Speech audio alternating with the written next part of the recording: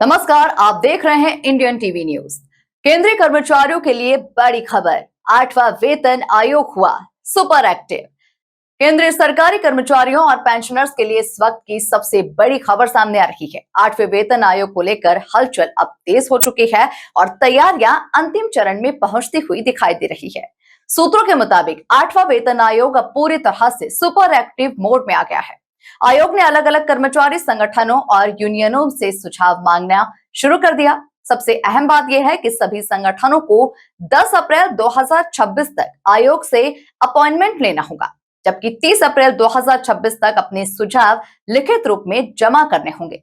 बताया जा रहा है कि आयोग की टीम जल्द ही राज्यों का दौरा भी शुरू करने वाली है। इस दौरे की शुरुआत उत्तराखंड से होगी, जहां कर्मचारियों और अधिकारियों से सीधा फीडबैक लिया जाएगा। अब सबसे बड़ा सवाल यही है कि क्या 7वें वेतन आयोग के खत्म होने के बाद 1 जनवरी 2026 से ही 8वें वेतन आयोग की सिफारिशें लागू होंगी? अगर ऐसा होता है तो कर्मचारियों को एक साथ भारी भरकम एरियर मिलने की संभावना है, जिससे उनकी सैलरी में बड़ा उछाल देखने को मिल सकता है। फिलहाल कर्मचारी संगठनों के सुझाव और आयोग की रिपोर्ट का इंतजार है, लेकिन जिस तेजी से प्रक्रिया आगे बढ़ रही है उससे साफ है कि आने वाले समय में केंद्रीय कर्मचारियों को बड़ी राहत मिल सकती है। अब देखना होगा कि सरकार इस पर कब अंतिम फैसला लेती है और कर्मचारियों के खाते में खुशखबरी कब तक पहुंचती है। आप बने रहिए हमारे साथ।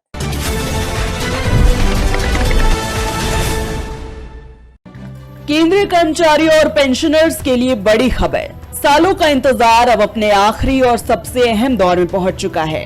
8वें वेतन आयोग को लेकर हलचल तेज हो गई है और इस बार सिर्फ सैलरी बढ़ने की उम्मीद नहीं, बल्कि एरियर के रूप में एक साथ मोटी रकम मिलने की संभावना भी मजबूत होती जा रही है।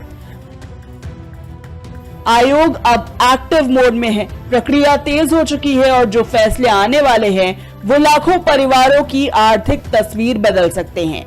देश भर के कर्मचारी संगठनों, यूनियनों और विभिन्न हितधारकों को चर्चा के लिए आमंत्रित किया गया है। यानी अब वो चरण शुरू हो चुका है, जहां से तय होगा कि आने वाले समय में केंद्र कर्मचारियों की सैलरी कितनी बढ़ेगी, भत्तों में कितना इजाफा होगा और पेंशनर्स को कितना फायदा मिलेगा। ये प्रक्रिया बेहद अहम है, क्योंकि यही सुझाव आगे चलकर आयोग की सिफारिशों की नींव बनते हैं। समय कम है और जिम्मेदारी बड़ी।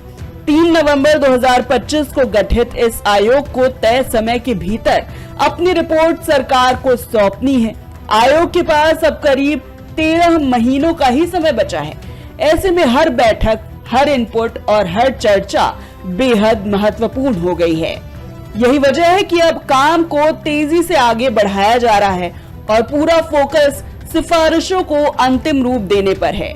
आयोग ने साफ कर दिया है कि जो भी संगठन या यूनियन अपनी बात सीधे रखना चाहते हैं, उन्हें 10 अप्रैल 2026 तक ईमेल के जरिए अपॉइंटमेंट लेना होगा।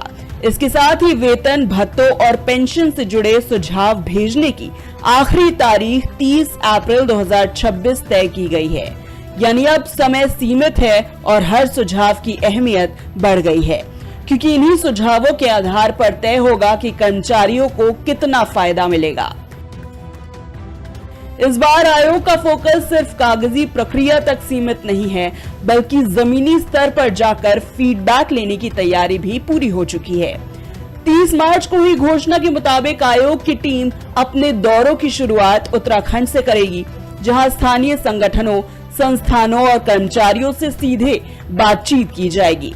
इसके बाद देश के अलग अलग राज्यों में जाकर भी इसी तरह सुझाव जुटाए जाएंगे, ताकि रिपोर्ट हर वर्ग की जरूरतों को ध्यान में रखकर तैयार की जा सके। बैठकों से जुड़ी जानकारी संबंधित संगठनों और प्रतिनिधियों को ईमेल के जरिए दी जाएगी। और खास बात यह है कि ज्यादा से ज्यादा लोगों की भागीदारी सुनिश्चित करने के लिए पहले से तय तारीखों में बदलाव भी किया गया है। आयोग चाहता है कि कोई भी पक्ष छूटे नहीं, हर वर्ग की आवाज सुनी जाए और उसी के आधार पर संतुलित और प्रभावी सिफारिशें तैयार की जाए। अब बात उस हिस्से की जिसका इंतजार हर कर्मचारी और पेंशनर को सबसे ज्यादा है और जो इस पूरी प्रक्रिया का सबसे बड़ा असर तय करेगा। 7वें वेतन आयोग का कार्यकाल 31 दिसंबर 2025 को खत्म हो चुका है। ऐसे में उम्मीद की जा रही है कि 8वें वेतन आयोग की सिफारिशें 1 जनवरी 2026 से लागू मानी जाए। अगर ऐसा होता है तो कर्मचारियों और पेंशनर्स को सिर्फ सैलरी बढ़ोतरी ही नहीं बल्कि एरियर के रूप में भी बड़ा आर्थिक फायदा मिल सकता है। यानी एक तरफ नई सैलरी स्ट्रक्चर, दूसरी तरफ बढ़े हुए भत्ते और इसके साथ ही एक साथ मिलने वाला एरियर, ये तीनों मिलकर लाखों कर्मचारियों और पेंशनर्स के लिए बड़ी राहत साबित हो सकते हैं।